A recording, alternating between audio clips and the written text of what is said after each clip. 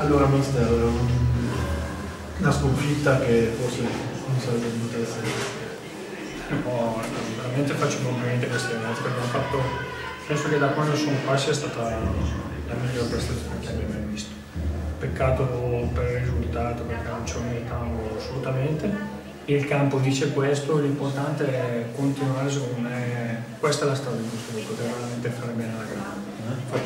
Rinnovo i complimenti soprattutto e li faccio sinceramente a chi non sta giocando in questo momento, perché stanno dando loro la spinta in più a questa squadra, se in campo si sta bene.